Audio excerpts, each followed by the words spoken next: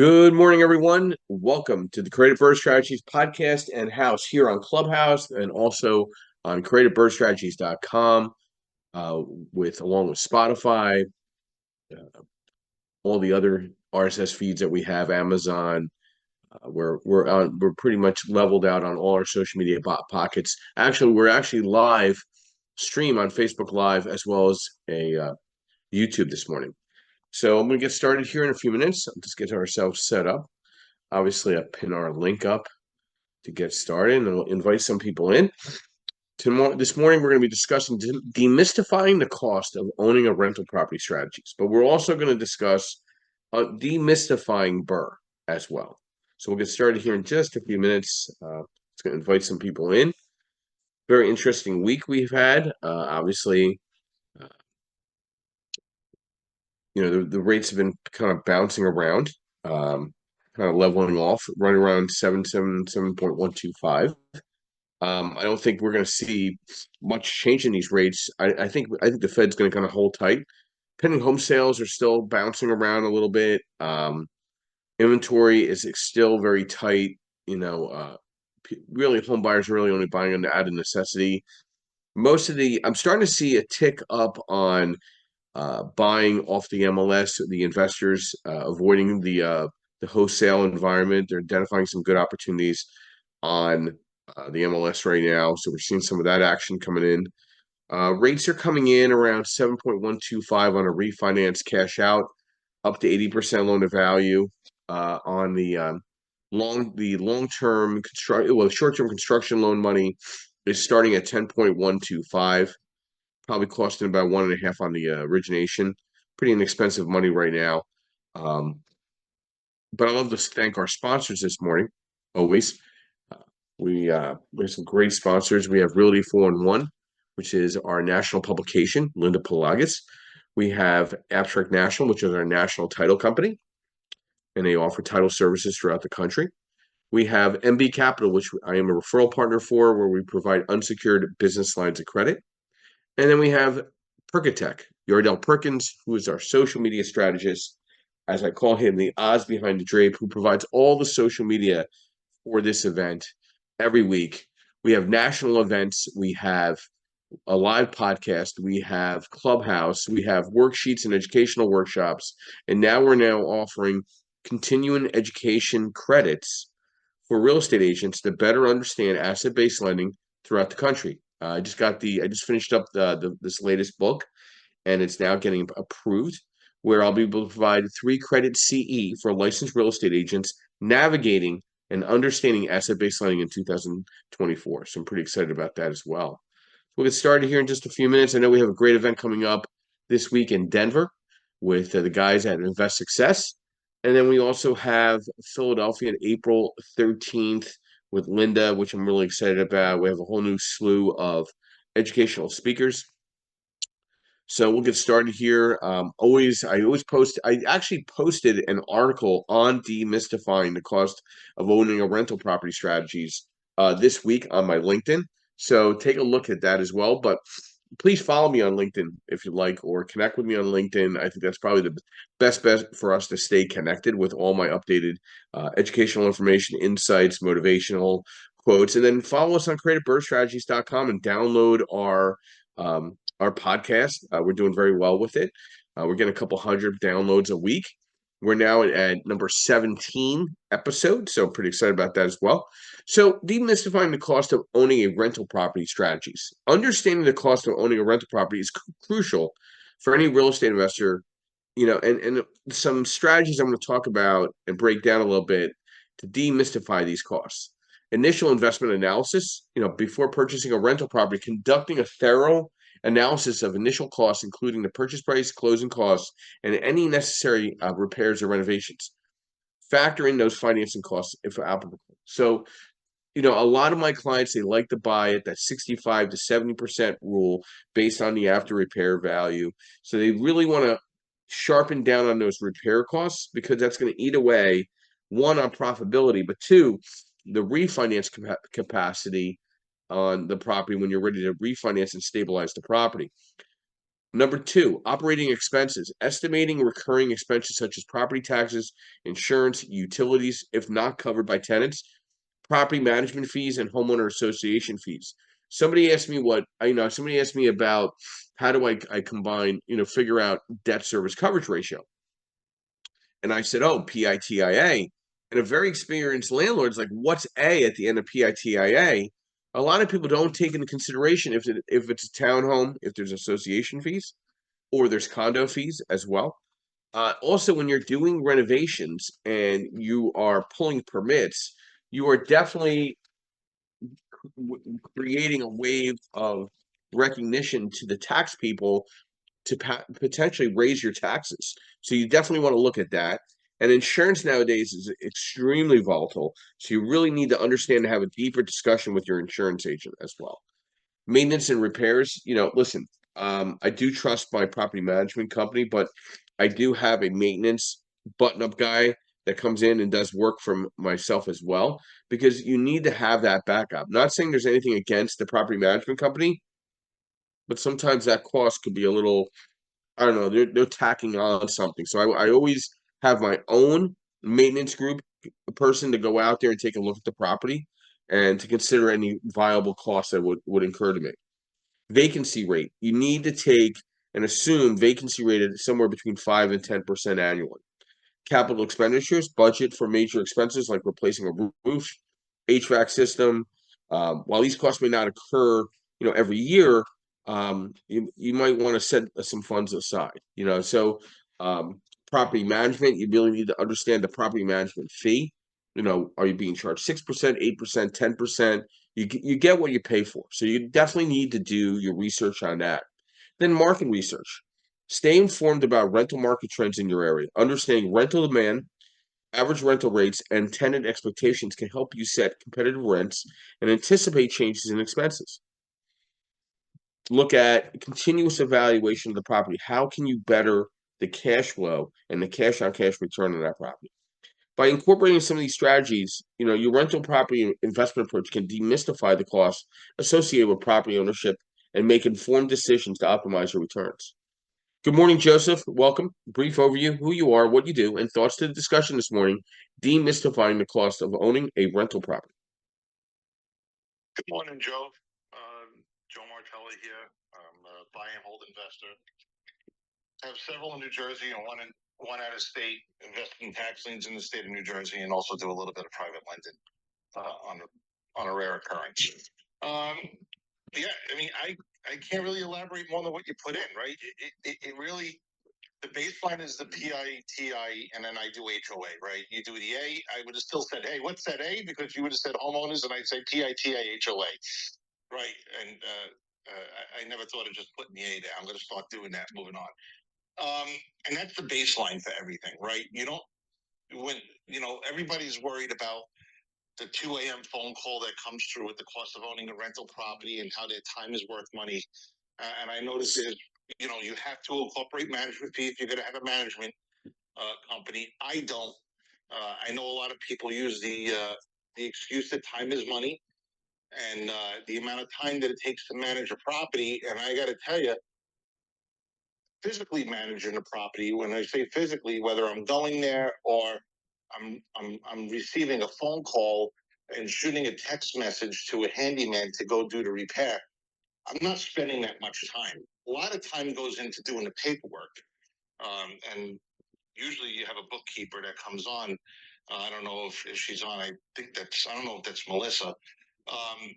But a lot of time goes into the bookkeeping. I mean, it takes maybe 5, maybe 7 hours a month that you're putting in, where you're recording rents, you're recording the repairs, you're uploading receipts, you're recording your travel, your mileage to and from, whether it's Home Depot or any other repair shop related to your properties, or investor meetings, or going to the properties. That really takes more the bulk of my time than actually just getting the actual physical phone call from the tenant and everything. And you start looking at it, the real expense starts coming in with a property manager, right? Well, now when you get to it, and I have a demanding full-time job, right, Joe? You know what I do, and I'm able to manage, my small portfolio of 5 rentals in Jersey, I'm able to manage that, right? And my gross rents are now over $10,000 a month. That means I'm paying a property manager 10% of that, right? That's $1,000 a month. That's 12,000 a year. That's a lot of money out of pocket. So, you know, you start looking at the cost, and everybody goes to the time is money, and they're all scared of that 2 a.m. phone call.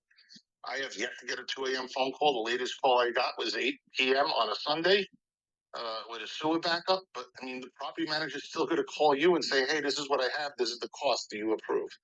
So you still have to deal with those phone calls, Joe. Yeah, I think there's a fallacy that you're not going to babysit the babysitter with a property management company. You're still going to be involved. I think people think it's all going to be hands off, and that's really not the case. This is not a HGTV commercial. This is life, real life. Um, and you're going to be on call. You're going to be on call, whether it's from the management perspective, the maintenance perspective, or if you're going to self-manage yourself. You know, we're going to dive a little bit into demystifying the BRRRR strategy because I think, obviously we're named the Creative BRRRR Strategy House, and I think rightfully so.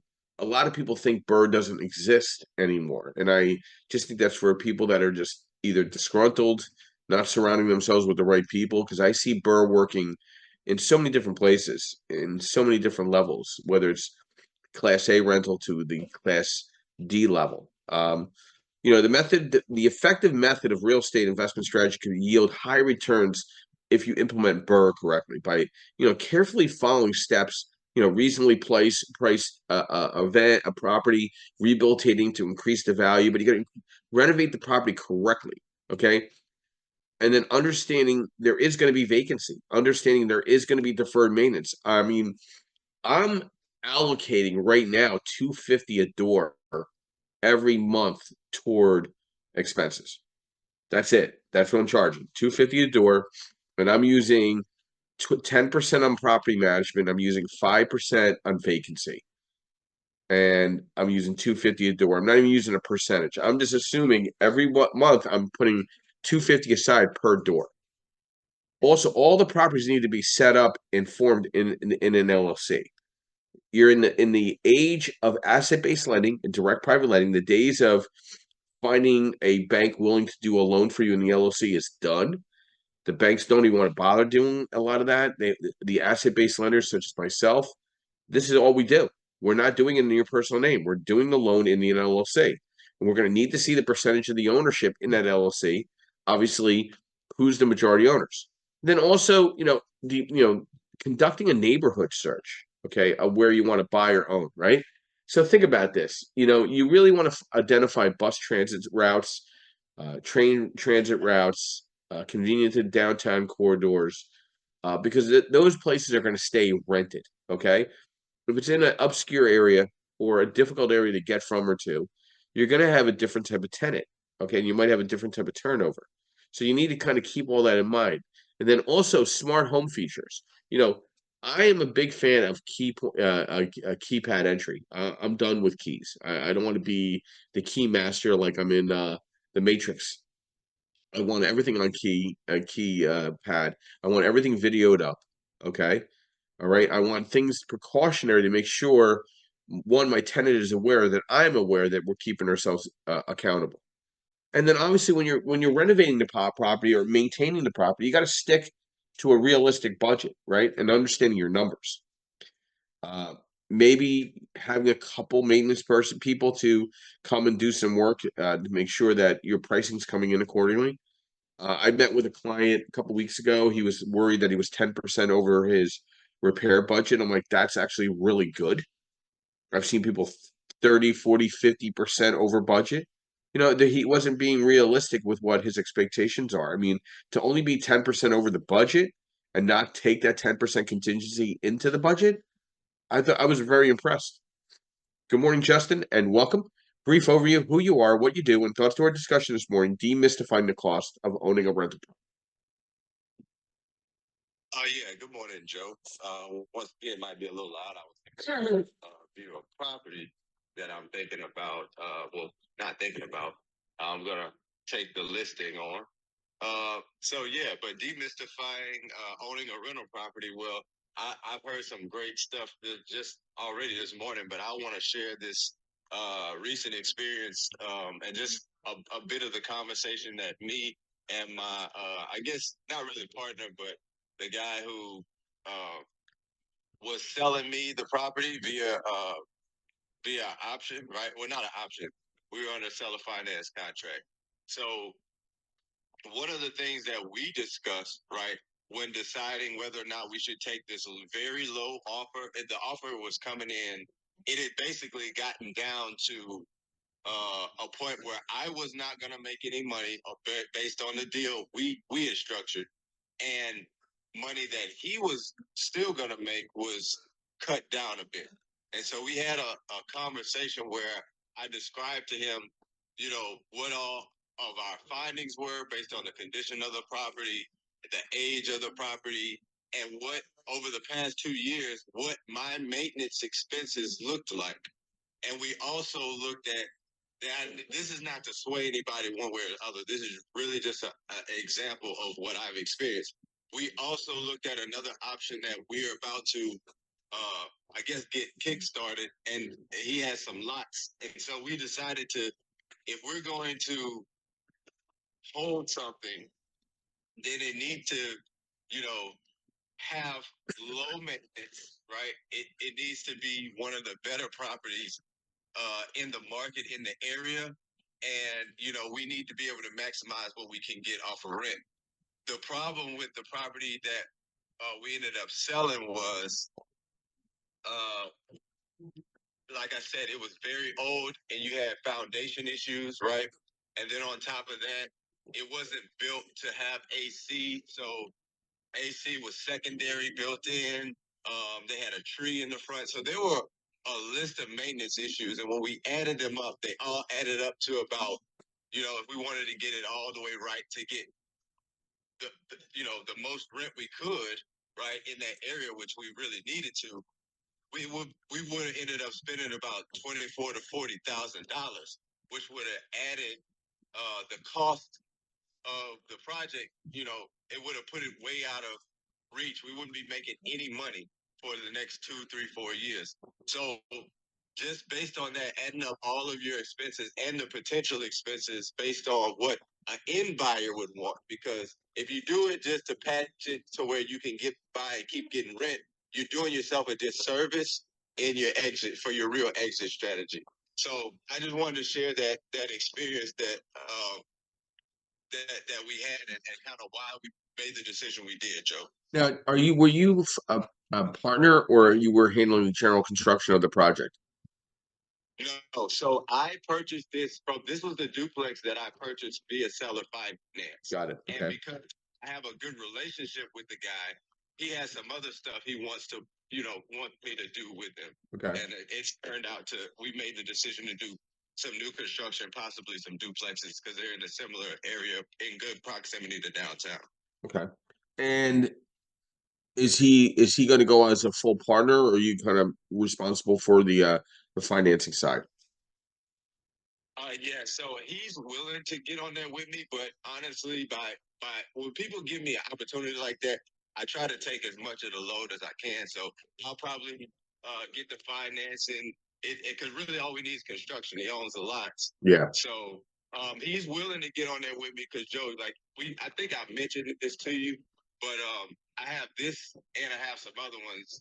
The opportunity came up this week. I'll probably get on the call with you later on this week about. But in this particular instance, yeah, he's willing to, do whatever. My job is to develop the property. So I mean, listen, new construction in that 2 through 4 family space is extremely appealing right now. Uh, you're not up against a lot of competition. You either have developers building out single family or townhome community settings. So that 2 through 4 family space is very unique and still a very big opportunity for the smaller investor. I mean, where are you coming in on cost per square on the build out? well, I'm coming out at like 130 Okay. a square foot, 140, and then this is like a moderate brick, So, and then we're looking at the layout, the kind of the plans that I have. I don't know if I showed you those yet, but kind of the just the floor plans that I have is about a total of 2,100 square feet. So if I can get in and out of the bill for about, you know, 230, 240, I mean, I might be able to do a $300,000 deal. Well, I know I could. I know. What's your rent's going to be on that, Justin? Say that again. What's your rent's going to be on the back end? So it's going to be a 2-2 and a 3-2 upstairs. So that's probably going to be about low end on the low end about 1,300 for the 3-bedroom, and about no less than, because it's brand new, we probably won't take anything less than 1,100, 1,200 on the 2-bedroom. So you're close to $3,000. I mean, that's not bad. I mean, what's your back end value of the property? Back end value of it we'll probably get a appraised value of something like 350. I haven't gotten that far just yet. So It sounds a little tight. You got to be very careful. Yeah. Your after repair value is very tight to your construction costs. So you definitely got to pencil down a little better. One, also your rental numbers are a little light comparatively to the after repair value as well. You might die debt service to get all your money out. You might be stuck with some money in the deal per deal. So definitely re-look at your numbers there. You could be you could be stuck with about 20% in the deal when the deal's done. And that helps you. Again, you got to determine if doing this type of investment property is right for you. That's the number one idea. And then number two is like you have to analyze it from a financing perspective. Everybody's going to need eventually a mortgage to leverage on that property, whether it's for the short term or the long term. Like we're just talking through these numbers. Those numbers are very tight. They don't work from what I'm hearing from a finance perspective. So you got to really understand the numbers. And I provide all these worksheets for you guys to really pencil down your deals. And then identifying the right location. Does it make sense where you're trying to do that build out or that type of renovation or attracting that type of tenant? Are you in the right market for that matter? Okay.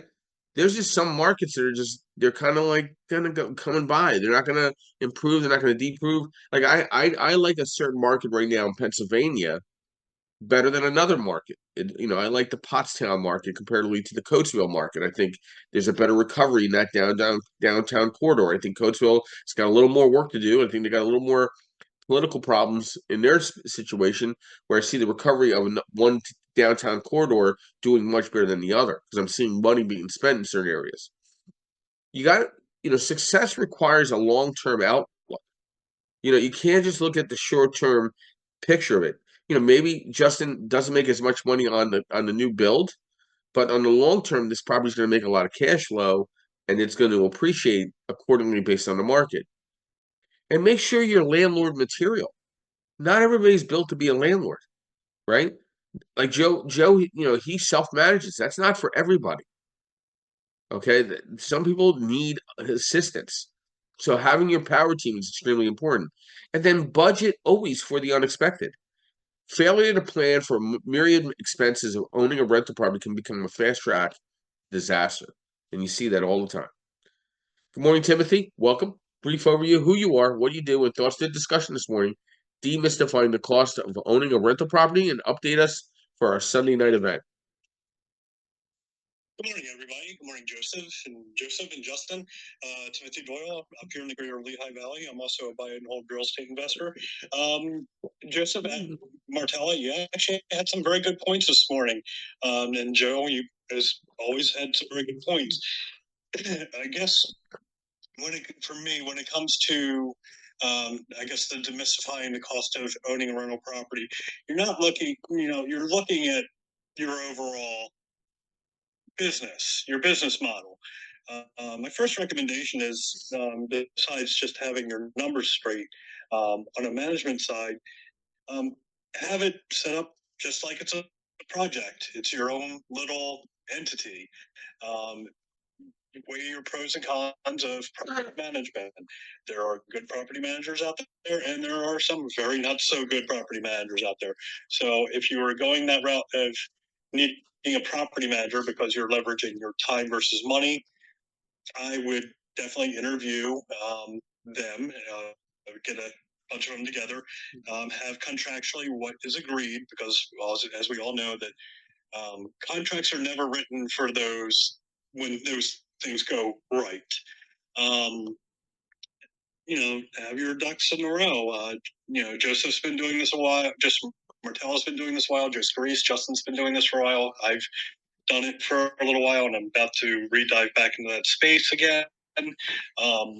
Unfortunately, the property I had a mixed experience with a former property manager who I will not be using again, and I will leave that company's name out of it.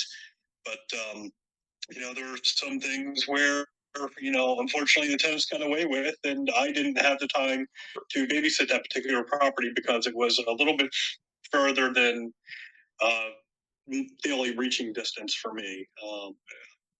Some of my lessons learned where I should have done walkthroughs every couple of months, done walkthroughs with the property manager, done walkthroughs and met the tenants and set the expectations there. And the unfortunate outcome of that is I wound up having professional tenants in that property, and they did do some a good bit of destruction to that property that I had to rehab and flip again. So I had to rehab it the first time around, put some good money into it.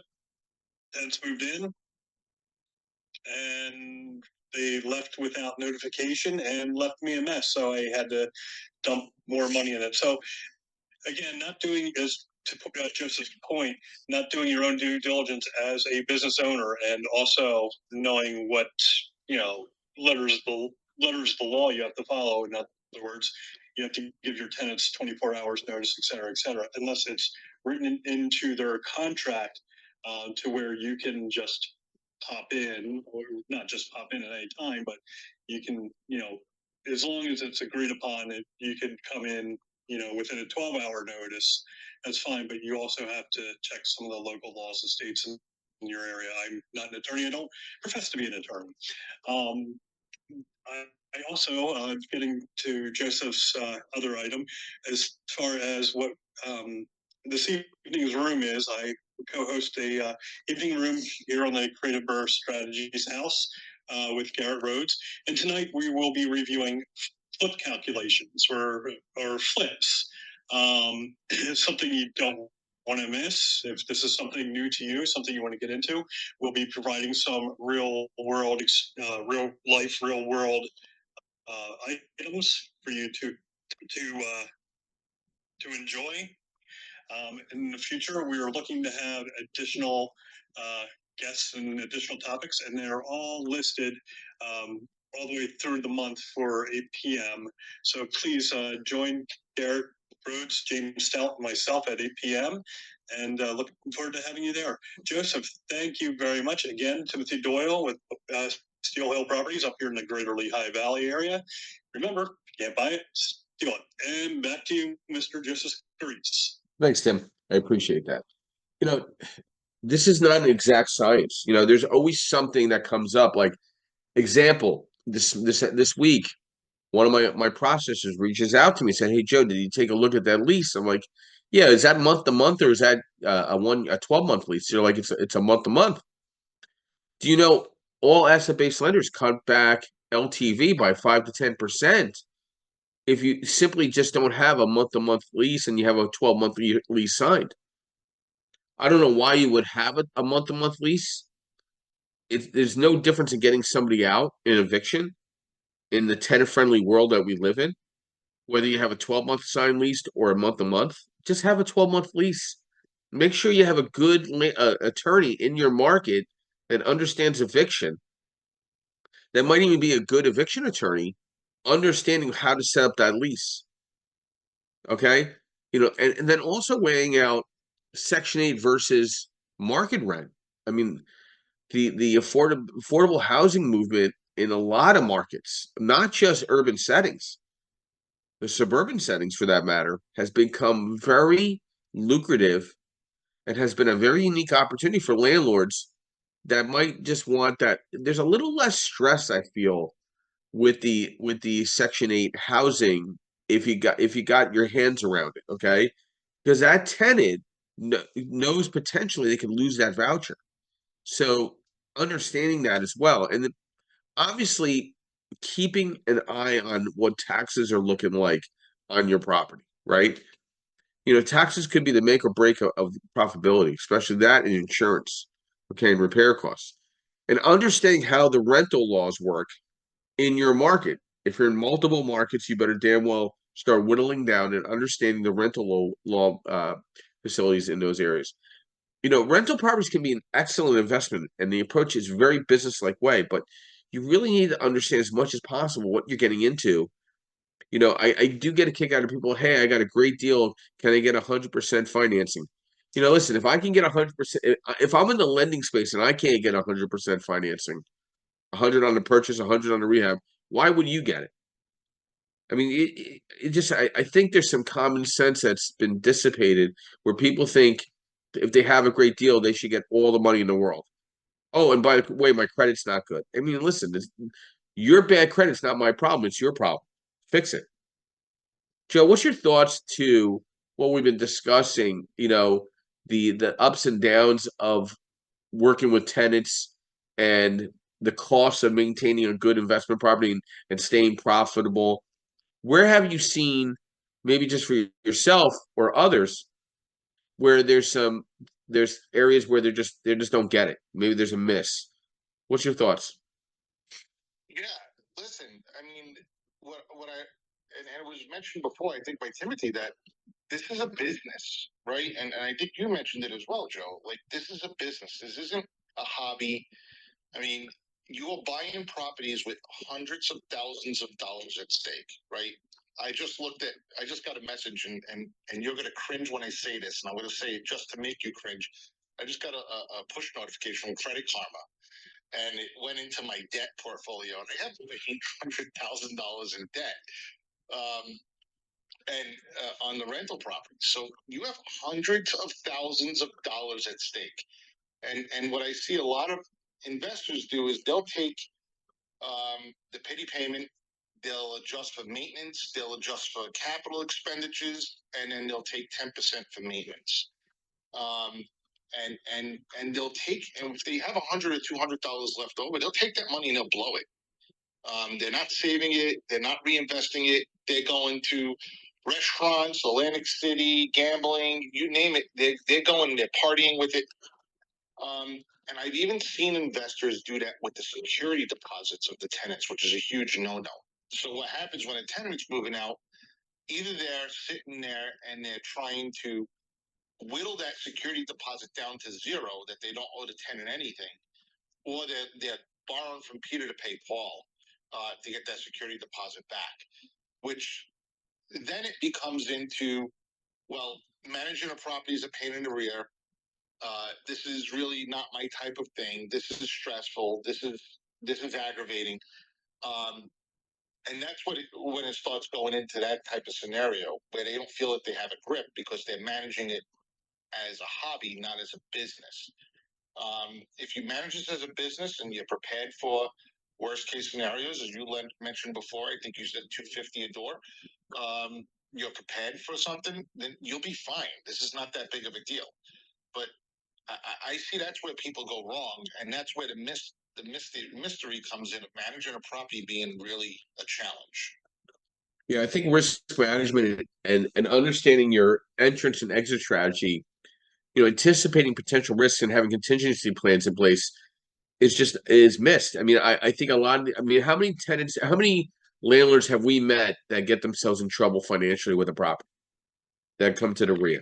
I mean, endless amounts. And it seems like they want to point the blame to everybody else but themselves because they didn't manage the property out correctly, or the contractor screwed them, or the tenant screwed them.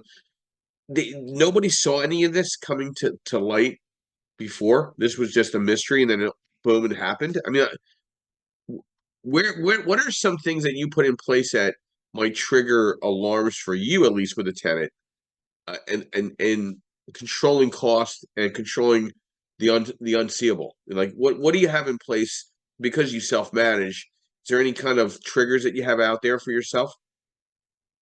Well, listen, at the end of the day, you have to screen them correctly, right? It all goes down to screening, and and all the way from uh, not just looking at pieces of paper, right? Because anybody can doctor some paperwork, right? I've heard of landlords getting doctored pay stubs and doctored W-2s, especially with uh, all sorts of technology out there.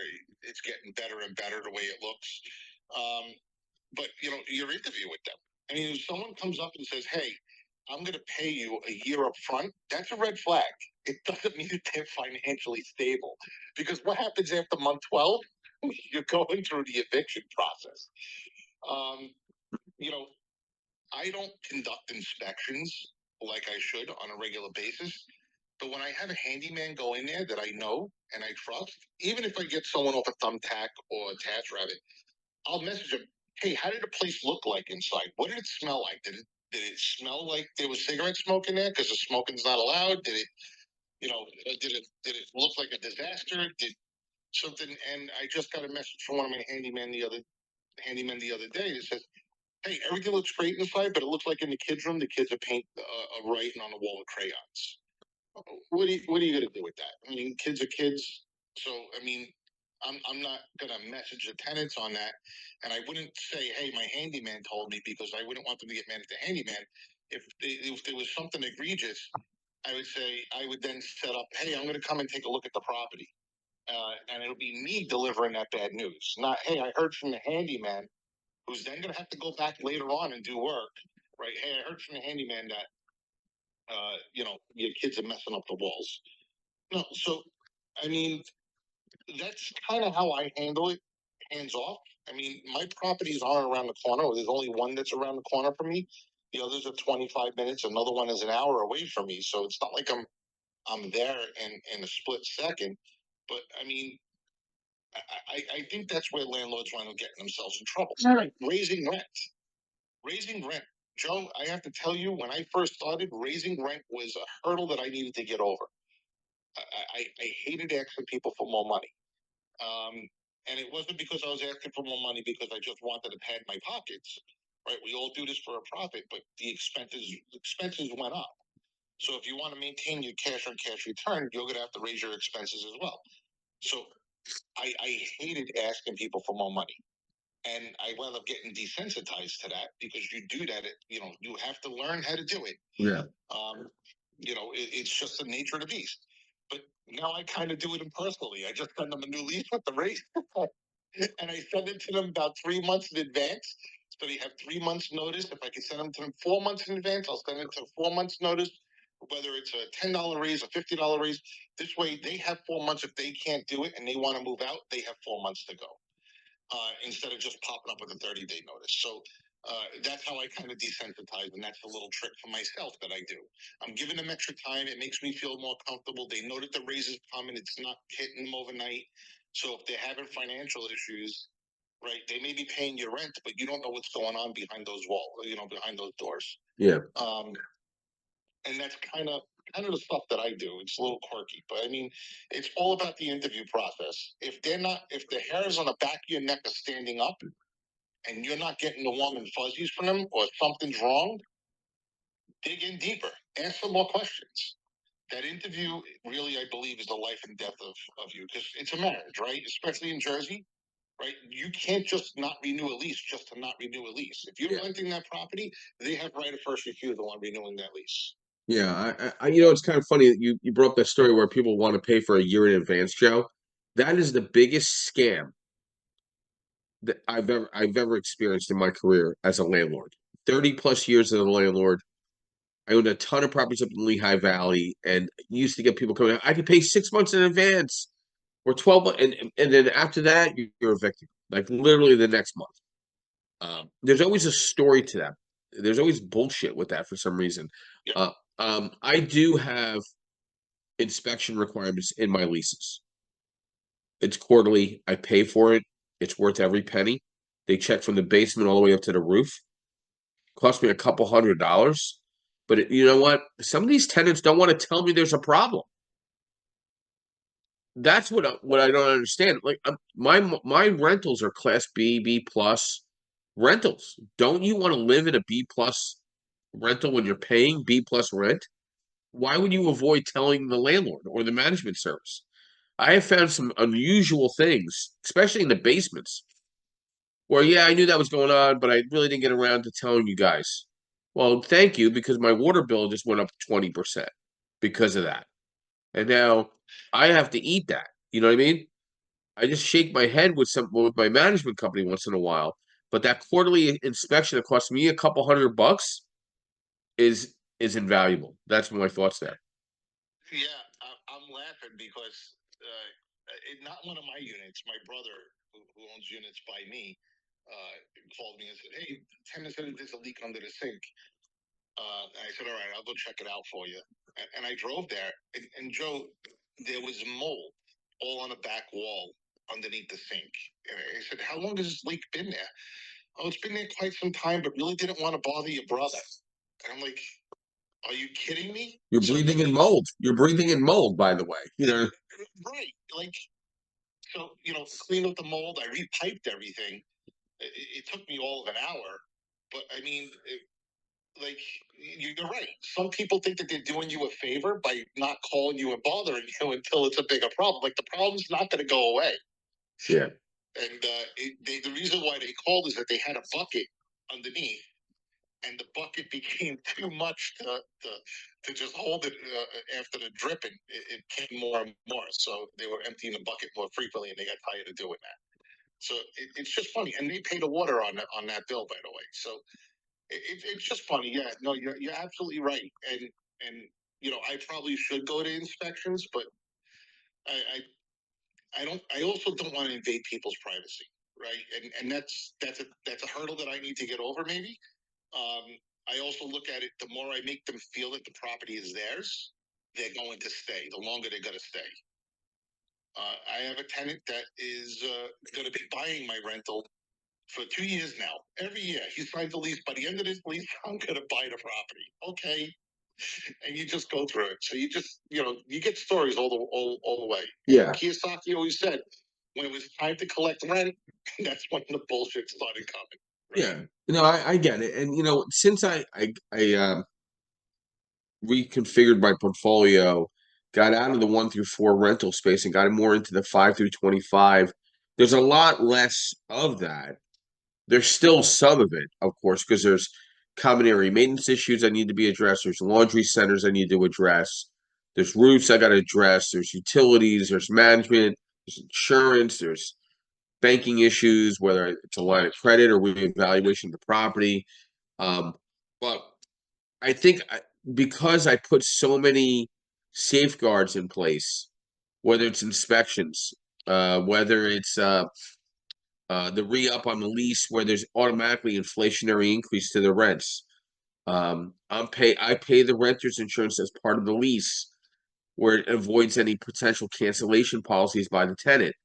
There's certain things I've done where I get a lot less paperwork and I could focus on the business of making money with the asset. And I think people get kind of lost like this is not a hobby. It's not a bicycle. You're not buying a bicycle. You're buying a physical home that's supposed to perform, profitability for you. Okay. You also have to look at the depreciation, the appreciation of the property. You also have to look at that. If you're getting a refinance on the property right now, that's not where the world ends. Like rates will change. Okay. Whether for the good or the bad. But right now, you need to be more proficient with the market and understanding a couple things. What is the true value of your property? What is the rental market of your property and your unit based on the condition of your property and what you bring to that property? And then 2, what is the market bearing? Like how do you not know what the rates are today as an investor? Like how do you not know that you depend on everybody but yourself? That's just I just shake my head. Like you need to be extremely involved with the whole process now, because one mistake, you're chasing the carrot for your money, right? Right, Joe? Right. Yeah. No, that's exactly right. And actually, that was a perfect segue because I saw someone post a HUD the Section 8 Yeah. user, for HUD over there, and I was gonna ask you, like, rental comps, like, I won't say that I don't know, right? Because my rental comps, the way I have to do them, because I don't see any data that's trustworthy, Mhm. right? For example, I use TurboTenant. All it shows is that the property was listed for X amount of dollars a month for rent, and then it was removed. Doesn't say that it was rented. Doesn't say that it was closed. Um, I don't see as many rentals on the MLS, so that data is kind of skewed because the Yeah. rental that people are doing personally is not in the MLS data. Correct. So I kind of do a combination of like Rentometer. I just learned of a new site, rentcast.io. I asked a realtor that I know for their comps, and then I see what's being advertised on the market. Plus, I use the HUD. But I also know that the HUD is now higher than what regular people are paying. So it's like kind of like a little bit of a quasi formula that I kind of do to kind of get to where I need to be. Yeah. But yeah, it's like the rental comps, I would say, are a little bit difficult to get to because there's no formalized way of doing it. Well, this is the thing. If you're in the urban setting, your new rental cop is the Section 8 housing. Okay. I mean that's it. I mean, unless you're in a very Class A, B plus neighborhood of a city, everything else falls under Section 8 in my eyes. You're weathering the fact whether you want to go Section 8 or you want to go market rent and deal with a professional tenant on the market rent, or deal with the professional tenant. At least you got a voucher, and if they screw you around, they lose the voucher. So I don't know. I don't have a much of a Section 8 influence on my buildings, because it's more of a B plus neighborhoods where they're located. But if I had I've looked at Section 8, and I cannot not interview a tenant that applies, but they can typically afford the rent. Excuse me, still battling the flu. So, my thought is, if you're in most of the urban cities right now, people are not moving back into the cities. That train is gone. Okay, people are getting the hell out of Dodge. Okay, they're scared about the crime. They're scared about the politics. They're scared about the bullshit. They're scared they're not protected. The police can't even protect themselves. It's just a bad place. I mean, the suburban settings, you feel like you could at least keep your door open during the day. Okay, but you're still getting that Section 8 influence into the suburban settings in certain areas. Okay, but your new market rate in every urban city throughout the country, east of the Mississippi, probably west of the Mississippi too, is Section 8. Does that make sense based on your cash flow and your opportunities? We had a little guest there we have to remove. Sorry about that. So we have to change and remove one of these guys. I haven't had to do that in quite a long time. So we'll kindly remove him from the whole. How do we remove him? We'll just remove him. We'll just block him out there. There you go, buddy. Take care. We removed Abdul. It's okay. By Abdul. He has been removed by the room. So listen, at the end of the day, these are great discussions to really mastermind. And Joe, it's funny. Somebody called me and said, "Hey, Joe, we should have better speakers at meetings." I said, "No, you need to have better mastermind discussions like what I do on Clubhouse, and have your subgroup step up the bat and do some homework, do a little elbow grease, and put these type of subjects out there with discussions and have the whole room involved." Because you do a presentation, there's people that are just not going to be involved, or they're scared to get involved, or they're new to the business, whatever their bullshit that's in front of them. I think the mastermind way of talking about what we talk about here on Clubhouse and on our podcast is, I think, unique, and one, it gets a lot of the stuff out in front of everybody. What's your thoughts to that? And then we'll go to Linda. No, I absolutely agree with you. Right? I mean, when you have a formal speaker and it's a one-way conversation, you're just listening to that one person has to say, and then people are just limited to thinking at that one topic, which is the reason why Marcus and I kind of did dinner and deals, right? Yeah. It was to have multiple conversations, and never thought to call it a mastermind because it really is. What's on your mind, and let's pour into you. Yep. And get your topic, that whatever you're dealing with, let's get that out there and let's deal with it. So yeah, some really good stuff that we've discussed, and people walk away with some valuable insight on things. And I think that helps them progress their business further. And conversations like this that we have on Clubhouse, right? You have one topic, but we've gone to down so many avenues today. That's really valuable, from talking about professional management to inspections to selecting a tenant. It goes well above and beyond what today's topic is, and it's all tied in at the end of the day. You're demystifying everything in there, and I think more of a mystery is what you mentioned before. It's fear, right? A lot of people are scared to do the property management. And listen, when you're dealing with people, it can be nerve-wracking a little bit, right? And you have to work towards desensitizing yourself to that, because at the end of the day, this is a business, right? It's just, if you would open up, I don't know, a candy shop, you're going to have to deal with customers who, whether they're complaining or something in the store breaks, or someone robs you in the store, or you need to raise your prices, you need to collect money from people. It's all the same thing. It's business. It's just a different type of business where you get paid once a month and then you maintain a property. So, really great conversation today. I hope anybody who listens to this in the future or is listening now really gets some good value out of it. And one last thing, and then we'll go to Linda. I don't think my clients don't take vacancies serious enough. I don't think they take, I mean, I have a very smart client that takes 3 months of vacancy into every deal that he evaluates. I mean, I just don't understand why you try to avoid it. It's a necessary evil. Even if you have a low vacancy, if you're not taking that into your numbers when you're evaluating your debt service, you're not justifying your numbers correctly. Absolutely right. And it goes back to where we talked about the expenses. Like, a lot of people go and take that 10% of vacancy out, right? And in 10 months, you only have 100% of your rent. So if you have a vacancy, and then they're taking the rest of the money and they're blowing it. So if you take that 10% and you have a vacancy beyond the month, you're out of money. Yeah. If that's all you were budgeting. Um, you know, I do my budgeting a little bit different. People always ask me, like, what's your magic number? And I said, whatever makes me comfortable. I know that, run a scenario through your head, right? A lot of people talk about visualization. When you want to get to something, just sit there, close your eyes, and visualize it on what it would look like before you do it. Same thing. Sit down, and on my job, we would talk like a tabletop exercise. Okay, so sit down, and it sounds a little silly, but pretend that you get a phone call with an emergency from a tenant. Hey, the roof is leaking.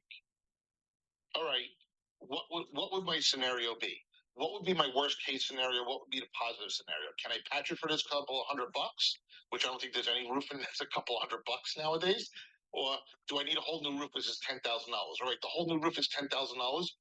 Do I have money in the account to pay for that right now? If the answer is no, well, then you better start beefing up your account. If the answer is yes, okay. So I have that, and I have 4 properties, and now a plumber has to be called at another property with a leak. Am I going to go fix that to save the money, or am I going to call a plumber, and would that cost $500? Do I have the $500 to cover that? Right, and you need to look at scenarios like that. It's kind of like a stress test for your portfolio. Yeah. You should stress test your portfolio.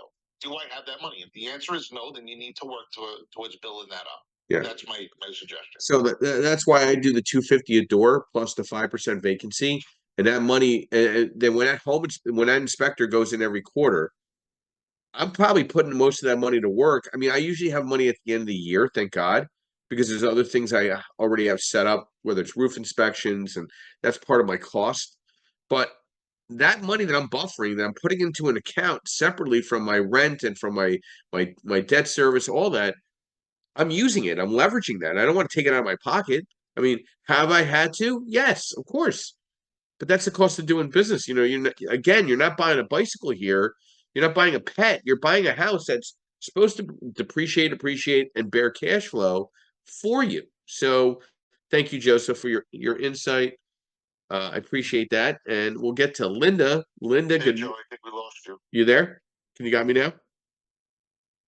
Hello? Can you hear me? Hello?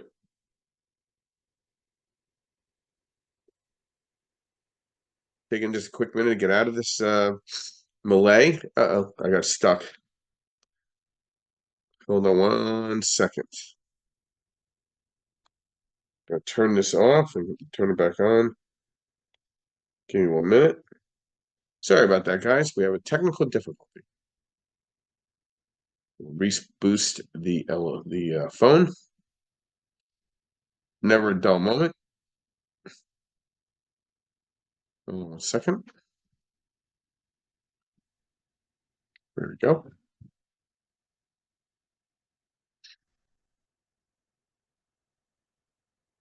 Give me 1 minute. We'll get started here in a minute. For our listeners at Apple, Spotify, Amazon, YouTube, sorry about that. We're having just a small technical difficulty. We'll get to that in just a quick minute. Hold on. There you go. Most people assume that property ownership is all about collecting rents and cash flow, and that there's little that goes along with it. But the reality is, there's a lot that goes behind the scenes. First of all, as a landlord, you have to make sure that the utilities are paid on time, all the time.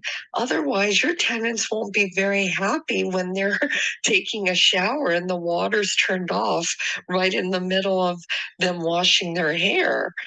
And trust me, one time that happened to me. I accidentally forgot to pay a utility water bill on one of my properties, and the tenants were not happy. I heard about it from the property manager. Now, as a landlord, you have to make sure to provide a clean and safe place to live.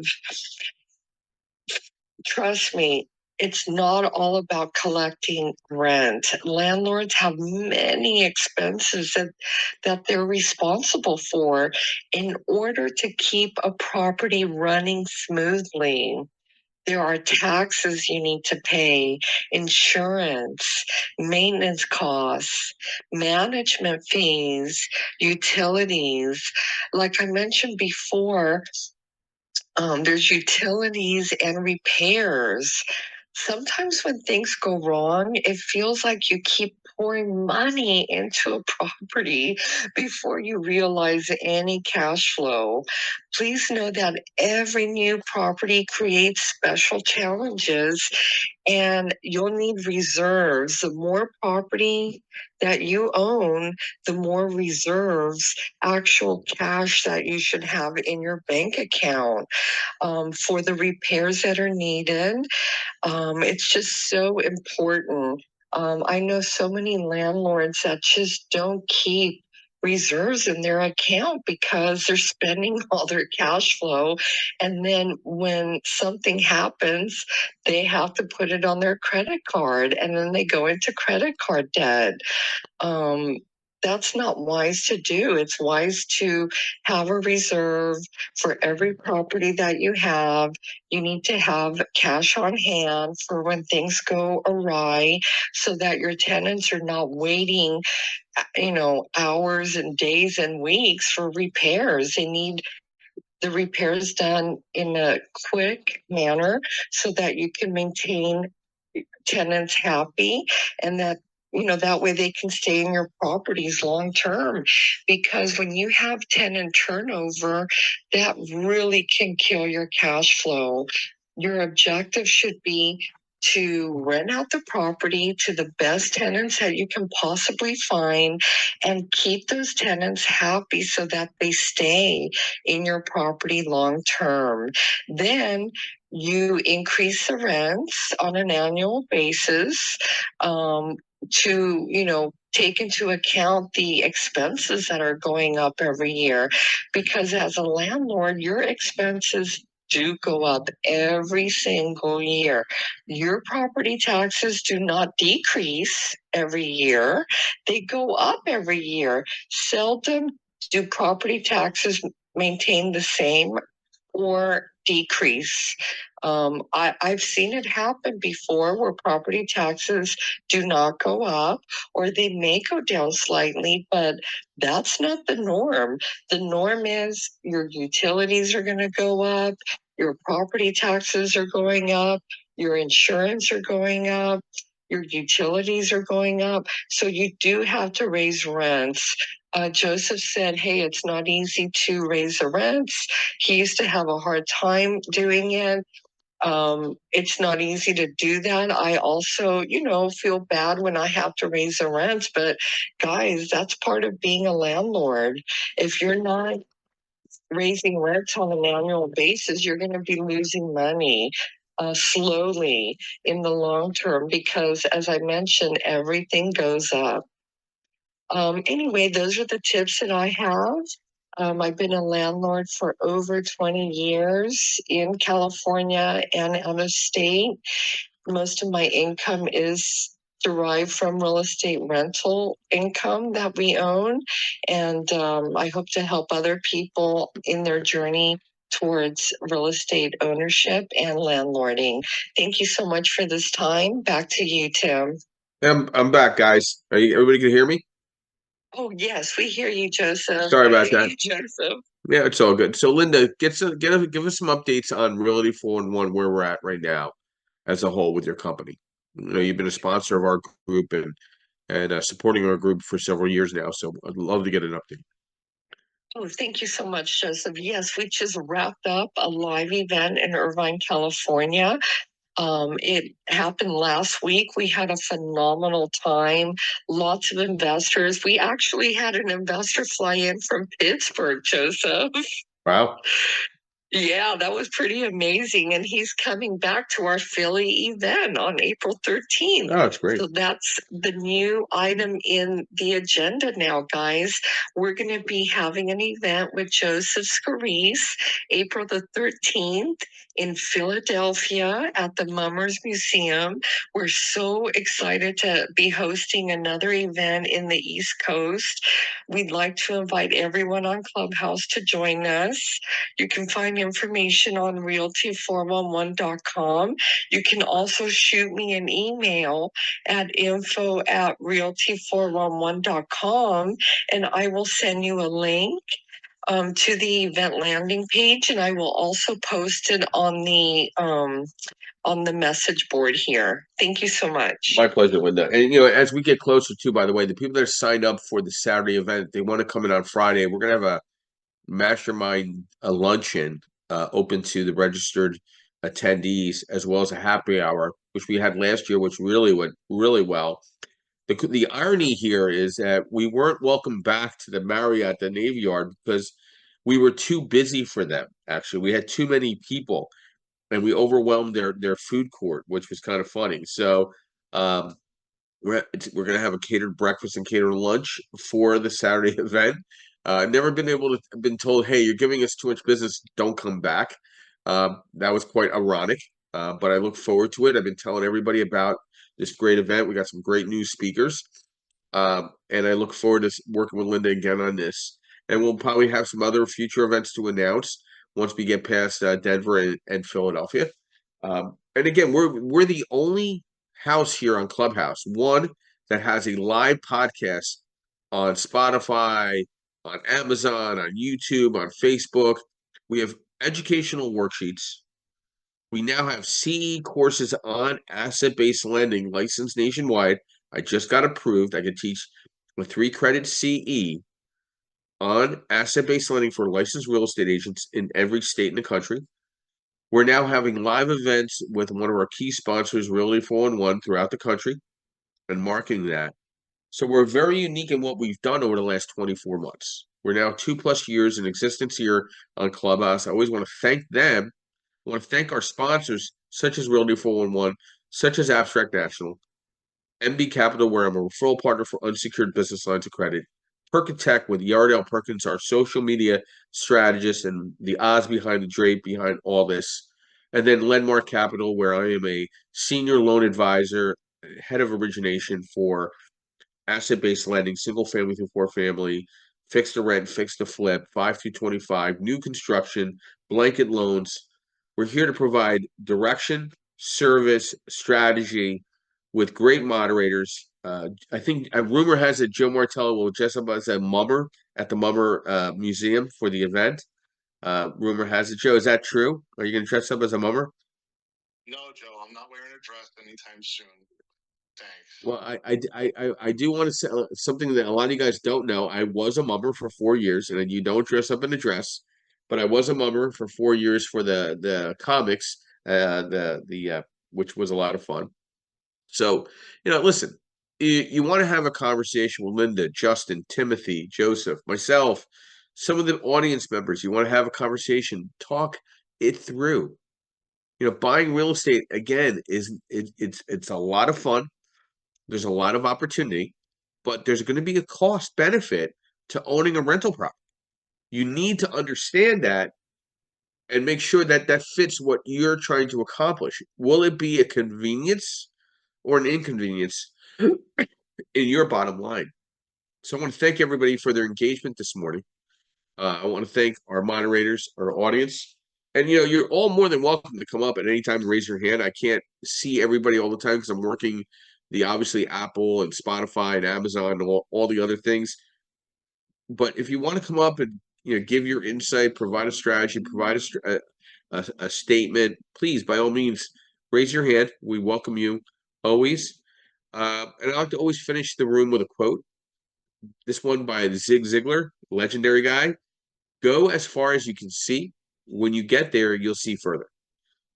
Thank you all for your engagement, your participation. Thank you, moderators. Thank you, our sponsors. We'll see you in Denver and Philadelphia. We'll be back next weekend, Saturday and Sunday, here 8 a.m. on Saturdays, Sundays 9:30 a.m. Eastern Standard Time. Have a blessed Sunday morning. I'll be ending the room in the next 30 seconds.